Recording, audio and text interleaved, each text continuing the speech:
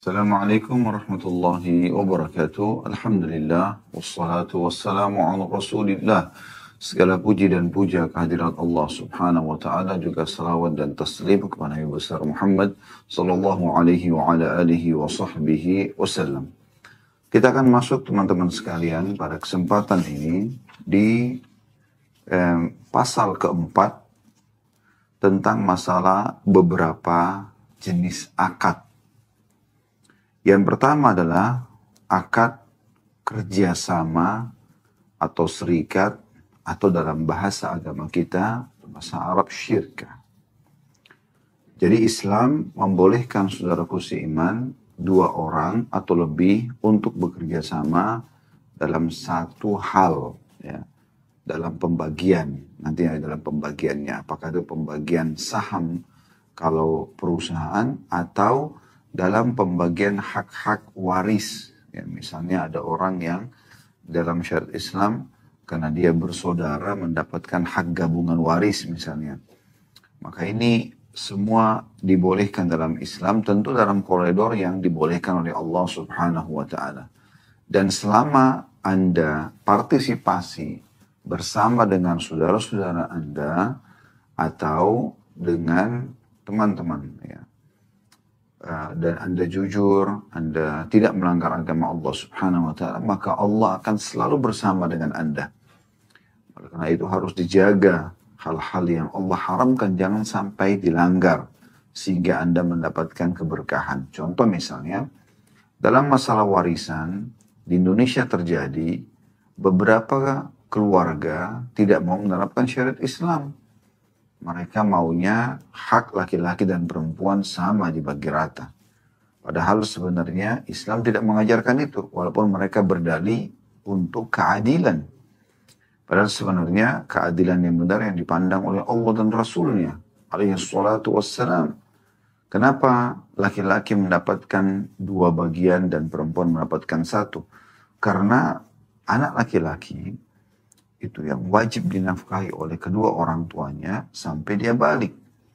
Jadi tidak ada kewajiban sampai dia menikah misalnya. Kalau ada orang tua yang terus saja membiayai anak laki-lakinya sampai selesai kuliah misalnya, sampai pernikahannya, bahkan setelah menikah pun ada banyak yang disubsidi dan dibantu, maka ini adalah perbuatan baik dari kedua orang tua tapi bukan kewajiban. Kewajiban orang tua hanya sampai balik saja. Selebihnya anak laki-laki ini harusnya memiliki income sendiri. Ya. Beda dengan anak perempuan. Anak perempuan memang wajib dinafkahi oleh ayahnya sampai dia menikah. Artinya kalau dia sampai gadis tua, tidak menikah, sementara umurnya ya, sudah lanjut misalnya, maka tetap wajib dinafkahi oleh wali-walinya. Ya. Jadi ini alasan pertama kenapa laki-laki ya, memiliki dua hak warisan. Kemudian juga setelah menikah, maka anak laki-laki punya kewajiban menafkahi istrinya, ya, menafkahi anak-anaknya. Sementara wanita tidak. Sekaya apapun wanita tersebut, pada saat dia sudah menikah, maka suaminya menafkahinya. Artinya kebutuhan pokok dan dasar dibiayai oleh suaminya dari makan, minum, pakaian, tempat tinggal, transportasi semampu suaminya. Jadi kecuali dia sendiri yang menolak haknya, misalnya dia mengatakan, udah saya sudah punya kemampuan, tidak usah diberikan nafkah misalnya. Dia gugurkan kewajiban suaminya, maka itu kebaikan juga dari dia. Tapi intinya laki-laki membiayai istrinya. Begitu juga dia membantu orang tuanya dan siapapun di bawah naungan dia seperti saudarinya, saudaranya, ya, pamannya dan seterusnya. Itu masuk dalam hal kewajiban dia, gitu kan. Tapi kalau kaum wanita tidak ada kewajiban dalam hal ini, tergantung daripada kemampuan dia setelah menikah ataupun izin dari suaminya. Nah, jadi perempuan dalam dua keadaan, sebelum menikah dia aman karena dia dinafkahi oleh ayahnya, setelah menikah juga dia aman dinafkahi oleh suaminya. Sementara laki-laki sampai balik dia dibiayai oleh orang tuanya, selebihnya sudah bukan kewajiban lagi, dan seterusnya dia harus membiayai diri dia, membiayai orang tuanya kalau orang tuanya tidak mampu, dan membiayai nanti istri dan anaknya pada saat dia sudah berumah tangga, berstatus suami dan juga berstatus ayah. Ya. Jadi jangan sampai teman-teman sekalian kita melanggar hukum Allah Subhanahu wa taala hanya karena hawa nafsu kita saja. Ya. Kita berdalih bahwasanya kita adil, seakan-akan Allah Azza wa Jalla dan Rasulullah sallallahu alaihi wasallam tidak adil. Ya. Ini contoh. Begitu juga dalam hal syirkah dalam perusahaan, saham. Ya. Tidak boleh ada riba, tidak boleh ada kezaliman. Ya. Tidak boleh misalnya seseorang memberikan harta dia, si A sama si B, atau si B memiliki ide, si A punya uang. Kemudian si A memberikan modal kepada si B, lalu mematakan misalnya, saya memberikan kepada kamu sekarang 100 juta rupiah, dan saya harus menerima 10% setiap bulannya dari uang saya, dari uang ya. Dari 100 juta, berarti 10 juta tiap bulan. Dipatok sama dia seperti itu, rate-nya. Maka ini zalim, tidak boleh, karena belum tentu pendapatan 10%. Gitu kan? Atau bisa saja lebih daripada itu. Tapi umumnya sih perusahaan kan naik turun ya. Maka ini mirip dengan meminjamkan uang, masuk dalam bab riba. Jadi seakan-akan saya pinjamkan kamu 100 juta, kembalikan 10% tiap bulan. Jadi ini bukan syirka di sini, bukan sama-sama partner sehingga sama-sama menanggung untung dan ruginya. Ya. Ini penting untuk difahami, karena banyak orang seperti itu menentukan langsung persentase atau jumlah keuntungan pada saat dia memberikan modal. Ya. Nah ini poin-poin yang harus diperhatikan tentunya sebelum panjang lebar kita membacakan dalil-dalil tentang masalah syirkah. Ya. Baik, kita akan masuk insya Allah. Syekh Abu Bakar Jazair rahimahullah mengatakan materi pertama syirkah dalam kurung kerjasama usaha atau garis miring serikat. Yang pertama, poin nomor 1 beliau tulis ya, syirkah disyariatkan berdasarkan firman Allah Subhanahu wa taala. Artinya kita boleh partner ya dengan orang lain. Secara umum dalilnya ya, adalah firman Allah Subhanahu wa taala dalam surah An-Nisa ayat 12. Ini berbicara tentang masalah ya, syirkah atau adanya hak bersama dalam warisan. Dalam surah An-Nisa ayat 12.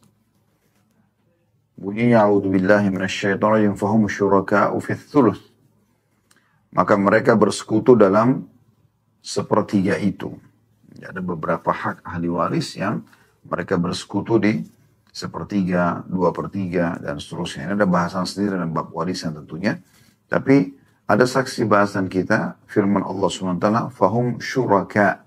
Syuraka jamak daripada ya, syarikah atau syarikah ya. Kemudian firman Allah SWT juga dalam surah Shad ayat 24 bunyinya a'udzubillahi minasyaitonirrajim wa inna katsiran minal khulata'i la yabghi ba'duhum 'ala ba'd. Dan sungguhnya kebanyakan dari orang-orang yang berserikat itu sebagian mereka berbuat zalim kepada sebagian yang lain. Sudah kami kasih contoh tadi. Dia sebenarnya niatnya ingin bisnis, tapi dia tanpa dia sadari atau dia sadari pun dia masuk ke bab utang piutang yang dia maksakan partnernya untuk membayarnya, gitu ya. Padahal sebenarnya belum tentu perusahaan untung. Tapi kalau dia masukkan modal, dia siap untuk rugi dengan modal yang sedang dia masukkan itu. Juga nanti bagi hasilnya dari hasil yang didatangkan oleh modal tersebut, maka ini insya Allah tidak masalah ya. Berapapun misalnya dari 100 juta itu datang, misalnya dapat 10 juta rupiah. Kemudian mereka sepakat persentasenya 50-50%, 60-40, 70-30, 80-20%. Itu hak masing-masing mereka sepakat. Dan itu sudah sama-sama ridho, maka tidak ada masalah. Kemudian dalam hadis Nabi SAW, dalam hadis Qudsi, ya, Rasulullah SAW menyampaikan tentang firman Tuhannya, Yaqulullahu ta'ala, ana thalithu syarikaini ma lam yakhun ahaduhuma sahibah. Allah yang maha tinggi berfirman, aku menjadi pihak ketiga dari dua orang yang berserikat. Selama salah seorang dari keduanya tidak mengkhianati sahabatnya atau mitranya. Hadis ini itu ada di footnote-nya ya, diriwayatkan oleh Abu Daud di nomor 3383. Hadis ini disahihkan oleh Al-Hakim, Anda bisa lihat di footnote situ, jilid 2 halaman 60. Adapun lafaz lengkapnya adalah فَإِذَا خَانَهُ خَرَجْتُ مِنْ بَيْنِهِمَا. Dan Allah pun berfirman, jika ia mengkhianati partnernya maka aku keluar dari keduanya. Yakni menghilangkan keberkahan dari harta keduanya. Hadis ini agung sekali ya. Berarti kalau seseorang, tadi sebagaimana saya jelaskan di pembukaan, kalau seseorang itu ikhlas dia berpartner, ingin mencari keuntungan halal, atau pada saat dia mendapatkan partnernya secara syar'i dalam warisan, kemudian dia berlaku adil, maka Allah subhanahu wa ta'ala akan berkahi. Tapi kalau salah seorang di antara mereka berbuat zalim, sudah di warisan misalnya memaksakan harus perempuan sama dengan laki-laki haknya, sehingga akhirnya anak laki-laki terzalimi, ya, keluar daripada koridor syariat, atau misalnya dalam hak bisnis tadi, memberikan modal lalu memaksa harus dikembalikan sekian setiap bulannya, tanpa mau tahu untung atau ruginya perusahaan tersebut, seperti umumnya banyak orang-orang rentenir yang mengutangkan uang, sehingga masuk dalam bab riba, yang merupakan salah satu dari induk dosa besar. Ya. Ini harus diperhatikan baik-baik. Dan sudah kita jelaskan tentang masalah riba ya, tentang bahayanya riba itu. Bagaimana hadis Nabi SAW sangat tegas, kalau riba itu 73 tingkatan. Yang paling rendahnya itu seperti seseorang berzina atau menikah dengan mahramnya. Ya. Jadi harus hati-hati sekali. Jadi harus hati-hati sekali. Dalam riwayat lain, riba itu, 1 dirham riba seperti 36 kali berzina. Ya, kalau zina aja sudah berat, apalagi riba ini. Tidak boleh dianggap remeh tentunya. Baik. Juga sabda Nabi SAW di dalam sebuah hadis diriwayatkan oleh Ad-Darul Qutni, jadi 3 halaman 35, yadullah, kata Nabi SAW, yadullahi ala syarikaini malam yatakhawana. Tangan Allah di atas dua orang yang berserikat selama keduanya tidak saling mengkhianati. Tangan Allah di atas kedua orang yang berserikat selama mereka tidak saling mengkhianati. Ya.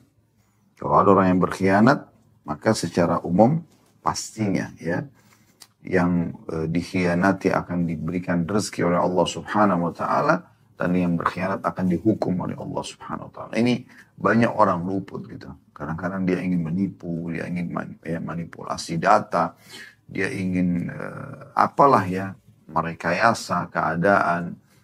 Dia lupa kalau dia punya Tuhan yang maha mengawasi. Allah punya cara untuk membongkar kejahatan-kejahatan, kezaliman-kezaliman yang ada, dan itu untuk membongkar kejahatan perbuatan ini supaya jangan ada yang mengulanginya, sekaligus memberikan peringatan kepada pelaku kezaliman agar dia berhenti dan mengembalikan hak orang yang terzalimi. Ya.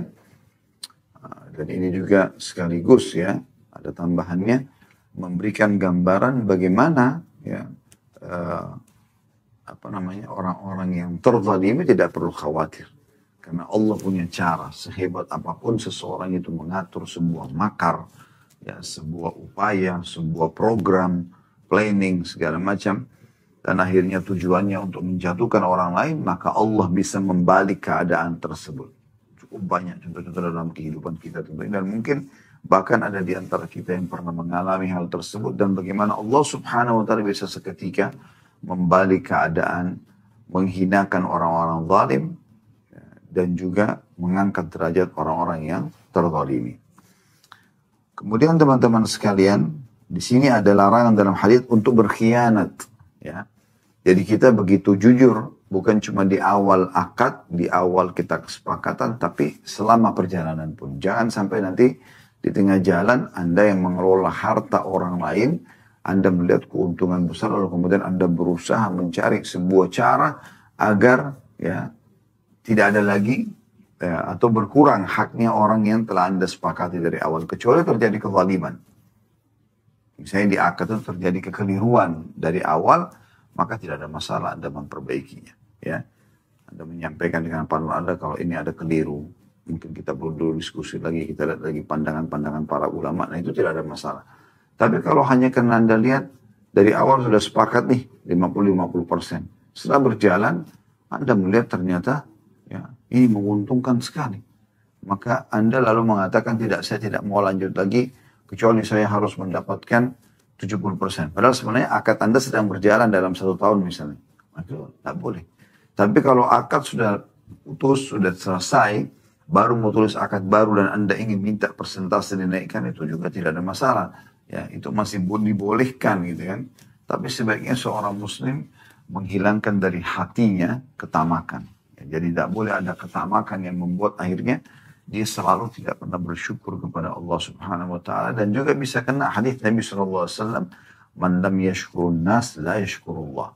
Siapa yang tidak berterima kasih pada manusia maka berarti dia belum berterima kasih pada Allah Subhanahu wa taala. Baik. Kita lihat ini poin pertama tentang masalah dalilnya, ya. Dalil tentang adanya syirkah dalam Islam atau serikat ataupun kerjasama. Kemudian yang kedua, kata beliau syirkah adalah, ini seakan-akan ini gambaran dan definisinya ya. Syirkah adalah persekutuan dua orang atau lebih dalam harta yang diperoleh melalui warisan dan lain-lain. Karena ada orang yang mendapatkan warisan,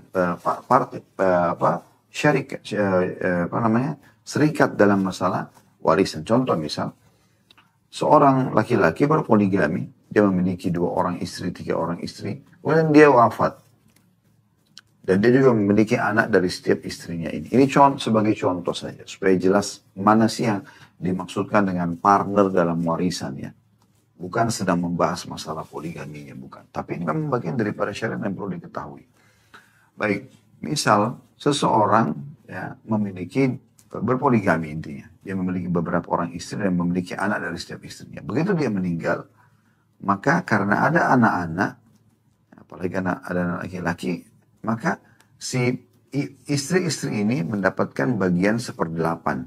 Yang 1/8 dibagi dari total harta, dibagi kepada ya madu-madunya atau istri-istri yang lain. Nah ini namanya syarikat, gitu kan. Begitu juga anak-anak. Anak perempuan digabungkan, anak laki-laki digabungkan. Laki-laki dapat 2 bagian, perempuan mendapatkan 1 bagian. Dari sisa harta setelah diberikan kepada istri atau istri daripada mayit ataupun orang tua daripada anak-anak ini. Dari sini anak-anak pun partner. Mereka serikat. Ya, perempuan sama perempuan, laki-laki sama laki-laki. Yang dimaksud di sini poin keduanya, syirka adalah persekutuan 2 orang atau lebih dalam harta yang diperoleh melalui warisan dan lain-lain. Atau harta yang dikumpulkan di antara mereka menurut bagian yang telah ditentukan untuk dikelola dan dikembangkan di bidang perdagangan, perindustrian, atau pertanian. Ya. Jadi maksudnya contoh yang kedua, contoh yang lain adalah, kalau contoh pertama tadi masalah warisan, kami sudah berikan gambarnya. Contoh yang kedua adalah partner bisnis tadi. Ya. Jadi Anda datang kepada seseorang lalu Anda menawarkan diri untuk bersyirkah dengan dia. Lalu kata beliau, syirkah terdiri dari beberapa macam. Nah, ini rinciannya dalam syariat Islam. Yang pertama di poin A-nya syirkah inan atau serikat modal. Ya. Syirkah inan adalah persekutuan 2 orang atau lebih dari orang-orang yang dibolehkan mengelola sendiri hartanya. Maksudnya mengelola hartanya sendiri adalah bukan anak yang kecil. Kan ada orang tuanya meninggal kaya raya nih. Dia menjadi ahli waris. Hartanya kan banyak. Tapi karena dia masih kecil, masih SD, masih SMP, SMA, belum paham mengelola hartanya. Bisa ditipu oleh orang. Maka ini belum boleh diajak partner. Gitu kan. Dan para walinya harus menjaga amanah harta tersebut sampai anak ini berakal, kemudian diberikan harta itu pada dia. Syirkah inan adalah persekutuan 2 orang atau lebih dari orang-orang yang dibolehkan mengelola sendiri hartanya. Juga di sini masuk dalamnya, selain yang belum balik atau belum berakal, juga orang-orang yang ya, hilang akal, ya, gila misalnya. Saya ulangi, syirik kainan adalah persekutuan dua orang atau lebih dari orang-orang yang dibolehkan mengolah sendiri hartanya dalam mengumpulkan sejumlah modal dengan sistem pembagian yang telah ditentukan atau menanam saham dalam jumlah yang telah ditetapkan atau disepakati, yang mereka kelola secara bersama-sama untuk mengembangkannya. Kemudian keuntungannya dibagi di antara mereka sesuai dengan besarnya saham mereka dalam permodalan. Begitu juga, ini kalau mau aman ya, tidak ada kezaliman. Misalnya, nilai perusahaan itu, atau modal yang dibutuhkan, 1 miliar, maka A sama B dua-duanya menyerahkan 500 juta. Berarti masing-masing mendapatkan 50-50%. Ya. Karena dua-duanya di sini punya modal yang sama. Kalau misalnya, si A 400 juta, si B 600 juta, maka si B memiliki 60% dan si A memiliki 40%. Kan begitu. Kalau dua-duanya memberikan modal, dua-duanya juga mengembangkan perusahaan. Dua-duanya mengembangkan perusahaan. Kalau keadaannya, misalnya si A punya jasa, si B punya uang. Kemudian salah satu meminta persentase lebih besar. Misalnya pemilik modal mengatakan saya 60%, Anda 40%. Itu boleh-boleh saja. Ya. Karena di sini tidak sama modal yang diberikan. Ya. Yang satu badan, yang satu uang. Atau misalnya yang memiliki ide dan yang mengelola perusahaan itu meminta 60% sementara pemilik modal 40%. Itu juga dibolehkan. Karena memang di sini di saat pemilik modal tidak ikut partisipasi dalam perusahaan. Dalam arti kata memang diserahkan full kepada si A. Sehingga si A memang mengelola dengan energinya, dengan potensinya, dengan waktunya harta tersebut. Ya. Baik. Begitu juga dalam kerugian di mana mereka harus menanggungnya menurut besarnya saham mereka. Jadi kalau 55% pada saat perusahaan rugi, nanggung 55%. Atau ada yang 60% keuntungan, yang satu 40%, maka berarti kerugian juga sama. Yang 60% sama tanggung 60% kerugian, yang 40% tanggung juga 40%. Masing-masing dari mereka berhak mengelola syirka. Baik atas nama dirinya atau sebagai wakil dari sekutunya. Di mana ia berhak melakukan penjualan, pembelian, penagihan utang, pelunasan utang, mencari hutangan, mengajukan perkara ke pengadilan dan mengembalikan barang yang cacat. Singkatnya ia berhak melakukan segala sesuatu yang berkaitan dengan kemaslahatan persekutuan atau serikat. Jadi ini contoh ya syirka atau syarikat yang pertama. Syarikat inan maksudnya dua-duanya punya modal, dua-duanya punya hak yang setara. Ya. Persentase pembagian modal pun sama, gitu kan. 50-50% kalau masing-masing 50%. Kalau yang satu 60, satu 40 maka juga sama. Yang ini dapat 60% hak bagi hasil, yang dapat 40%. Kerugian pun ditanggung sesuai dengan persentasenya. Nah ini namanya syarikat inan. Syarat-syarat keabsahan syirka. Yang pertama, hendaklah syirka dilakukan di antara orang-orang muslim. Ini skala prioritasnya. Ya, ada alasannya kenapa pada saat kita partner bisnis dengan orang muslim. Bukan berarti sama orang muslim tidak boleh ya. Tapi dengan muslim ini, gambaran beliau adalah karena non-muslim tidak dapat dijamin keamanannya dari perbuatan yang menyebabkan riba atau memasukkan harta haram ke dalam modal serikat. Nah, ini umumnya terjadi ya. Bagi muslim yang partner dengan orang non-muslim, yang jadi masalah adalah karena mereka tidak tahu masalah haramnya riba, ya, masalah haramnya misalnya entertainnya saja. Perusahaan ya, memberikan ya, fasilitas atau servis kepada para pemilik modal atau pada tamu-tamu. Karena mereka non-muslim, mereka biasa larinya ke khamar, minuman keras, ke diskotik, ke karaoke, ke perzinahan. Sementara seorang muslim tidak dibolehkan masalah itu. Berapa kali saya duduk dengan beberapa muslim yang partner dengan non-muslim, mereka kerepotan di situ. Karena memang mereka sudah mengajak non-muslim bergabung di perusahaan mereka atau bergabung dalam serikat mereka atau syirkah mereka. Ya. Sehingga akhirnya membuat mereka serba salah. Juga pada saat butuh tambahan modal, akhirnya non-muslim mengambil modal karena dia merasa dia juga pemilik saham, keputusannya diambil dari bank riba misalnya. Maka dari uang riba, misal contoh. Atau dari teman-temannya non-muslim juga yang pemabuk, pejudi, ya. Dari uang-uang ini dimasukkan ke perusahaan. Maka ini jadi serba salah. Si muslim mau keluar, perusahaan sudah berjalan. Si muslim mau menolak, modal lagi tidak ada. Bagaimana posisinya? Ya. Walaupun hal ini bisa terjadi pada muslim ya. Tapi muslim bisa diingatkan. Nggak boleh loh. Agama, Al-Quran berbicara seperti ini. Ya, Rasulullah SAW melarang seperti ini. Tapi kalau non-muslim sulit sekali gitu. Saya ulangi. Jadi syarat-syarat keabsahan syirkah menurut beliau yang pertama adalah hendaklah syirkah dilakukan di antara orang-orang muslim. Karena non-muslim tidak dapat dijamin keamanannya dari perbuatannya yang menyebabkan riba atau memasukkan harta haram ke dalam modal serikat. Kecuali jika transaksi jual belinya dilakukan oleh anggota serikat yang muslim, maka itu tidak dilarang karena tidak terdapat kekhawatiran akan masuknya harta haram ke dalam modal serikat. Maksudnya kalau di situ ada muslimnya di perusahaan dia dan itu memberikan jaminan bahwasanya memang enggak, modal ini saya tahu kok halal dari sini misalnya. Saya pemegangnya, saya pemegang harta ini misalnya. Walaupun pemilik orang muslim, dia bisa berikan jaminan. Maka mungkin itu masih ada pintu celah terbuka. Tapi di saat tidak ada murni orang non-muslim, maka ini kemungkinan besar ya pintu-pintu riba sangat terbuka.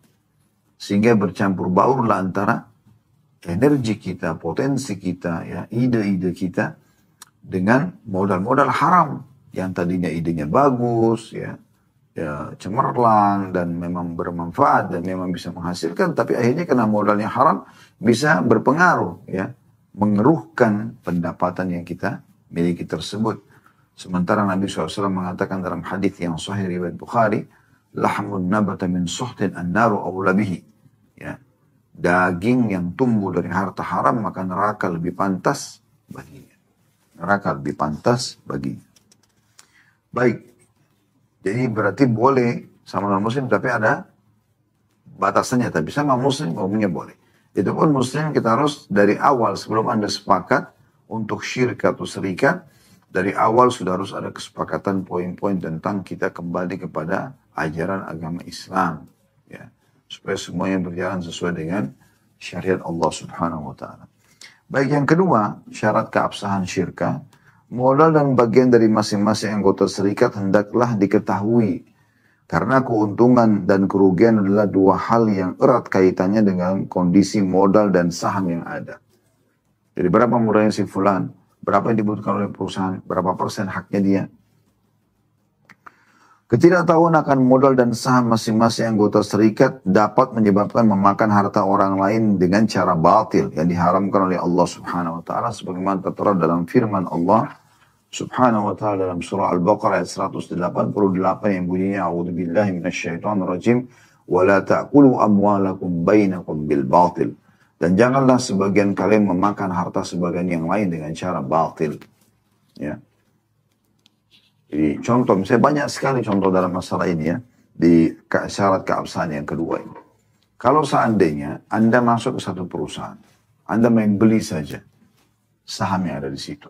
Pada saat Anda beli dan Anda tidak ada, ya, tidak mengetahui tentang akad-akadnya, tidak mengetahui tentang hak persentase yang Anda dapatkan, maka ini bermasalah ini.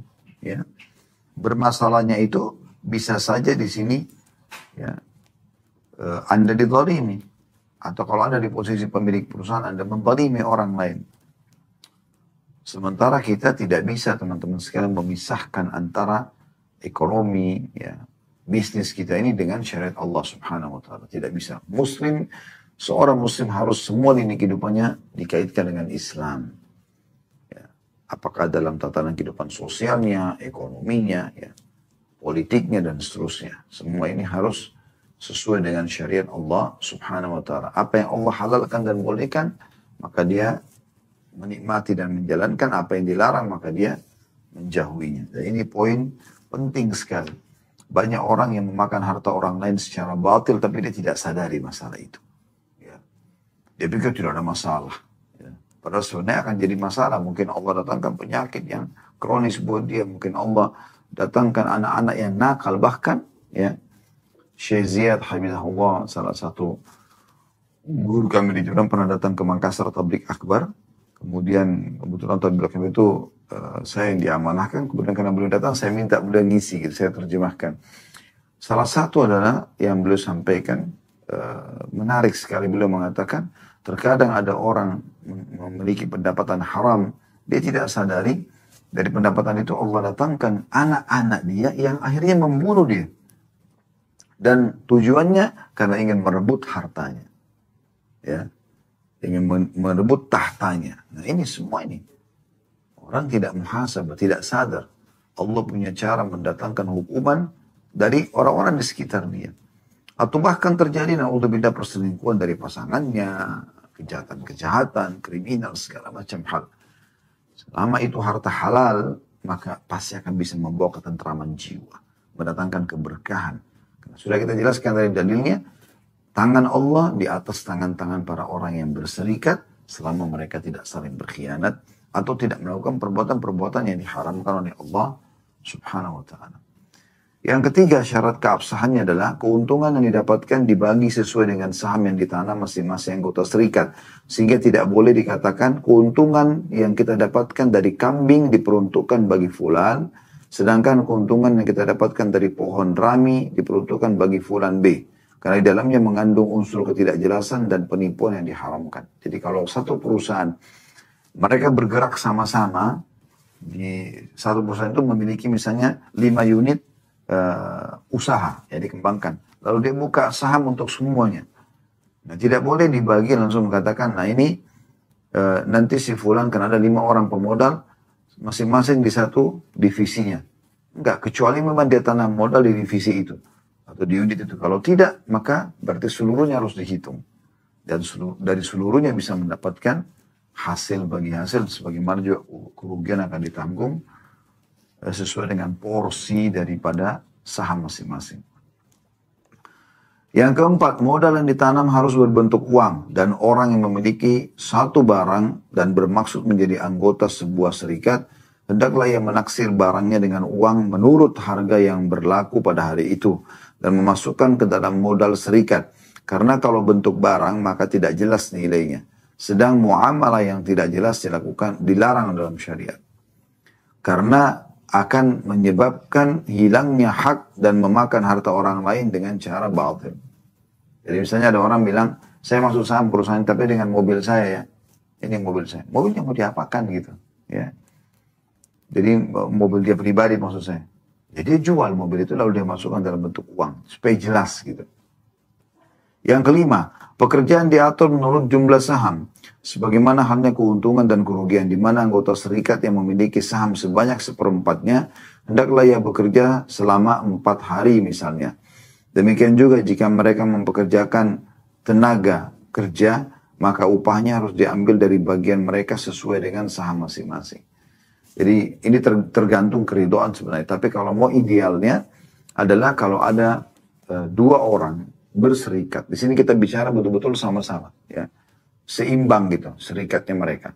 Maka dua-duanya punya hak segala macam hal dalam pengelolaan produk, pengembangan, tadi peminjaman uang dan segala macam. Penagihan, pengajuan ke pengadilan sebagaimana tadi sudah dijelaskan di awal. Maka dua-duanya pun sama di sini. Berarti mereka pun porsi kerjanya harus sesuai dengan sahamnya. 50% berarti 50%. Ya. Kecuali memang ada keridhaan. Misalnya salah satunya mengatakan udah nggak apa-apa karena Anda punya kesibukan lain biar saya lebih banyak waktu di kantor, nggak ada masalah. Misal, itu nggak ada masalah. Boleh saja gitu kan. Atau dari awal kesepakatan Anda cuma memberikan modal, kemudian Anda tidak sama sekali ya mau terlibat di situ, tidak mau tahu. Nah, ini berarti bukan syarikat inan, namanya syarikat inan yang sedang kita bahas di poin A ini adalah dua-duanya punya modal, dua-duanya sama-sama terlibat dan dua-duanya punya hak yang sama. Nah, ini keabsahannya di sini. Ini poin-poin tadi yang sedang kita bahas gitu. Nanti kita akan masuk di poin kedua, syarikat abdan, ini lain lagi. Ada jenis syirka atau serikat yang berbeda ya. Sekarang kita bicara syarikat inan atau syirka inan yang dua-duanya punya modal, dua-duanya punya hak yang sama semuanya. Kemudian yang keenam, yang terakhir syarat sahnya, keabsahannya adalah jika salah seorang dari dua orang yang berserikat meninggal, maka serikat dianggap batal. Begitu juga jika ia gila dan ahli waris dari anggota serikat yang meninggal atau wali dari anggota serikat yang gila berhak membatalkan dan melanjutkan serikat dengan akad yang baru. Ya. Kenapa? Karena kalau orang meninggal berarti seluruh hartanya sudah menjadi hak waris. Ya. Kecuali dia sempat wasiatkan sepertiga, itu pun untuk kegiatan sosial. Berarti batal akadnya awal. Gitu kan? Atau memang mereka dari awal sepakat bahwasanya kalau salah seorang di antara kita, penanam modal ini meninggal dunia, misalnya akadnya setahun. Meninggal sebelum selesai akad setahun, maka tetap berjalan. Itu mungkin kalau ada akad seperti ini dan disetujui oleh ahli waris, nanti setelah itu baru mereka bagi warisan, tidak ada masalah. Tapi kalau enggak, dalam Islam idealnya adalah batal. Begitu meninggal, batal akad tersebut. Kenapa batal? Karena memang harta yang dikelola oleh pemilik harta itu sudah bukan hak dia lagi. Dia sudah meninggal, sekarang hak ahli waris. Ya. Maka ini poin penting. Begitu juga dengan gila. Mungkin dia punya ide-ide. Kemudian sekarang dia gila, na'udzubillah. Hilang akal. Dia nggak bisa lagi mengelola perusahaannya. Maka kalau dilanjutkan akadnya bisa terjadi kezaliman, ya. Karena dua-duanya punya hak yang sama di sini. Kita sedang bicara serikat atau syirkah inan, jangan lupa itu. Adalah dua-duanya menanam modal yang sama. Nah ini, jadi kalau dia gila maka ahli warisnya, atau orang yang menjadi walinya punya hak untuk membatalkan akad tersebut, kemudian membuat akad baru. Baik teman-teman sekalian, kita akan masuk ke poin ke B, syirka abdan atau jenis syirka yang kedua. Syirka abdan atau serikat kerja adalah persekutuan dua orang atau lebih mengenai sesuatu yang hendak mereka usahakan dengan badan atau dalam kurung tenaga. Sebagai contoh, dua orang berserikat dalam memproduksi sesuatu atau menjahit pakaian, atau mencucinya dan lain-lain. Kemudian keuntungan yang diperoleh keduanya dibagi di antara keduanya atau sesuai dengan kesepakatan di antara keduanya. Atas dasar hukum kebolehan syirka ini adalah hadis Nabi SAW diriwayatkan oleh Abu Daud nomor 3388 bahwa Abdullah bin Mas'ud radhiyallahu anhu dengan Sa'ad dan juga Ammar bin Yasir radhiyallahu anhu majma'in berserikat mengenai harta rampasan perang Badar yang mereka peroleh dari harta kaum musyrikin. Di mana saat itu Ammar dan Abdullah radhiyallahu anhuma datang tanpa membawa sesuatu apapun. Sedangkan Sa'ad datang sambil membawa dua tawanan. Kemudian Rasulullah SAW memperserikatkan di antara keduanya. Di mana hal itu terjadi sebelum disyariatkannya ketentuan pembagian ghanimah atau harta rampasan perang. Beberapa ketentuan hukum yang berkaitan dengan syirka ini adalah sebagai berikut. Jadi sebelum kita masuk ketentuan ini, saya ingin memaparkan dulu tentang masalah jenis syirka abdan ini atau serikat pekerja. Ya, kalau ada dua orang sepakat untuk sama-sama mengerjakan satu pekerjaan. Dan dua-duanya jasa. Dua-duanya fisiknya. Tenaganya. Kumpullah dua orang ini misalnya untuk sama-sama mengerjakan sebuah pekerjaan. Jahitan misalnya. Saya sebutkan contoh jahitan. Jahitan baju ini, ada yang satu mengerjakannya setengah pakaian, setengah jahitan. Kemudian dia pergi pulang istirahat, yang satu temannya melanjutkan jahitan tersebut. Dan mereka sudah sepakat bahwasanya ini adalah dibagi dua nanti hasilnya. Contoh misalnya, Atau dua orang sama-sama mengelola adonan kue. Misal, mereka di sini serikat sama-sama. Ini contoh saja, ya. Sehingga akhirnya pada saat kue itu sudah jadi, dua-duanya ya mengerjakannya sama-sama, maka sama-sama mendapatkan hasilnya. Atau dua-duanya ke hutan mengumpulkan sama-sama ranting. Kemudian mereka satukan, semua mengumpulkan lalu disatukan lalu dibawa ke pasar, dijual. Ya. Ini contohnya dan seterusnya. Ini contoh-contoh yang mudah difahami saja.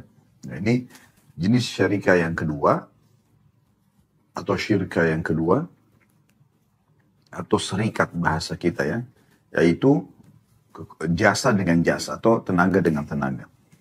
Nah, syarat di sini dikatakan beberapa hukum yang berkaitan dengan syirka ini adalah sebagai berikut. Maaf, ini bukan syarat, tapi ini beberapa hukum yang berkaitan dengan masalah syirka. Ini yang pertama, masing-masing dari dua orang yang berserikat harus mencari upah dan mengambilnya dari orang yang mempekerjakan keduanya. Kemudian yang kedua, jika salah seorang dari dua orang yang berserikat menderita sakit dan tidak dapat hadir karena udzur, maka keuntungan yang diperoleh sekutunya harus dibagi di antara keduanya. Jadi misalnya, dua-duanya sepakat nih menyelesaikan satu pekerjaan, tapi ternyata tiba-tiba ada udzur syar'inya, sakit memang. Lagi jalan, tiba-tiba tabrakan, kakinya sobek, harus masuk di rumah sakit, dijahit. Karena memang dia kalau tidak sakit, dia akan mengerjakan. Ini berarti tetap punya hak di sini. Kalau temannya menyelesaikan pekerjaan tersebut, makanya tadi saya bilang teman-teman, di sini tidak bisa lepas dari syariat Islam, tidak bisa terlepas juga dari masalah keimanan. Karena dengan seseorang menggunakan keimanannya, dia tidak akan pernah terbebani kalaupun dia harus berbagi lagi dengan temannya, walaupun temannya tidak sempat bekerja, gitu kan? Karena ada udzur syar'inya, dia tahu dia bisa meniatkan itu untuk membantu saudaranya Muslim, kemudian juga akhirnya bisa membiayai keluarga yang ditanggung oleh saudaranya yang sedang punya udzur syar'i itu. Yang ketiga, jika ketidakhadiran atau sakit yang diderita oleh salah satu sekutu berlangsung dalam jangka waktu yang cukup lama, stroke misalnya, maka sekutu yang satu lagi yang sehat mencari orang lain untuk menggantikan sekutunya yang sakit atau tidak hadir. Dan bagian untuk orang sakit atau tidak hadir tersebut diambil dari keuntungan yang diperolehnya. Bagian untuk orang sakit atau yang tidak hadir tersebut diambil dari keuntungan yang diperolehnya. Ya. Jadi kalau misalnya sama-sama tadi mau partner, mengerjakan satu pekerjaan, tapi ternyata yang satunya tiba-tiba tabrakan, geger otak atau apalah sakitnya. Lama waktunya. Maka di sini dia cari partner yang lain, ya, yang kira-kira bisa membantu dia untuk itu.